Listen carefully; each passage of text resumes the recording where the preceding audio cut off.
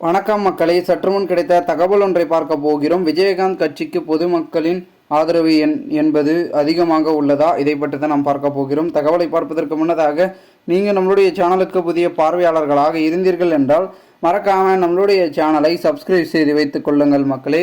தற்சமயம் வரைக்கும் தேமுதிகவின் நிலை என்னவாகும் அப்படின்னு கேட்டிங்கன்னா, தற்பொழுது தேர்தல் விதிகளின்படி 8% உள்ளிட்டவற்றை ஒரு கட்சி இழந்தாலும் அடுத்த 2 தேர்தலுக்கு அவற்றை மீண்டும் பெற்றால் அங்கீகாரத்தை தக்க வைக்க முடியும் என்பது ஒரு யதார்த்தமாக பார்க்கப்படுகிறது.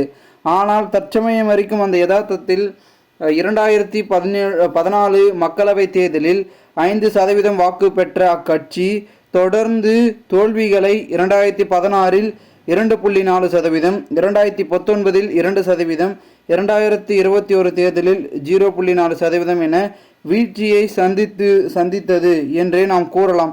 மேலும் இந்த ஒரு சூழலில் தற்பொழுது நடந்து முடிந்திருக்கும் தேர்தலில் சுமார் 2.5% வாக்குகளை பெற்று தேமுதிக அந்த தகுதியை இழந்ததாகவே கருதப்படுகிறது.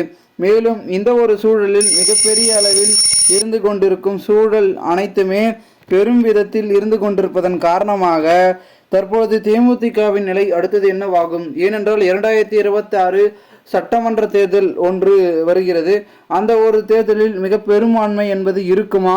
இருந்தால் அடுத்து என்னவாகும், என்ன நிலையாகும் என்பது அனைத்தும் பெரும் விதத்தில் இருக்கிறதுனால அடுத்து என்ன நடக்கப் போகிறது அப்படின்றத நம்ம பொறுத்திருந்தான் பார்க்கணும். அதற்கான காரணம் என்னவென்று பார்க்கும் பொழுது, தேமுதிகவில் போட்டியிட்ட, அதாவது தேமுதிக சார்பில் விருதுநகரில் போட்டியிட்ட நம்மளுடைய முக்கிய அங்கமாக இருக்கக்கூடிய விஜயகாந்த் அவர்களுடைய மகனாக இருக்கக்கூடிய விஜய பிரபாகரன் அவர்கள் சுமார் 4691 வாக்குகளில் பார்த்திங்கன்னா அவர் தோல்வியை தழுவினார் என்பது குறிப்பிடத்தக்கது. பெருமாறியான அங்கு இருக்கக்கூடிய விருதுநகர் மக்கள் முக்கியத்துவமான ஆதரவை நம்மளுடைய விஜய பிரபாகரன் அவர்களுக்கு கொடுத்திருக்கிறார்கள். ஆனால் இன்னும் கூட விஜயகாந்த் அவர்களுடைய மறைவுக்கு பிறகு மக்கள் மத்தியில் அவருக்கான ஆதரவு என்பது பெருகி கொண்டிருக்கிறது என்று ஒரு பக்கம் சொல்லிக் கொண்டிருக்கிறார்கள். நிச்சயமாக 2026 தேர்தலில் பெரும் வாரியான ஆதரவு கூடி வெற்றியை பெறுவார்கள் அப்படின்னும் அவர்களுடைய கட்சியின் தரப்பில் சொல்லப்பட்டு இருக்கிறது. பொறுத்து பார்ப்போம் என்ன நடக்கிறது என்பதை. மேலும் இது போன்று நீங்கள் அரசியல் சார்ந்த நிகழ்வுகளாம் தினசரி தெரிந்து கொள்ள சேனலை சப்ஸ்கிரைப் செய்து வைத்துக் கொள்ளுங்கள். நன்றி, வணக்கம்.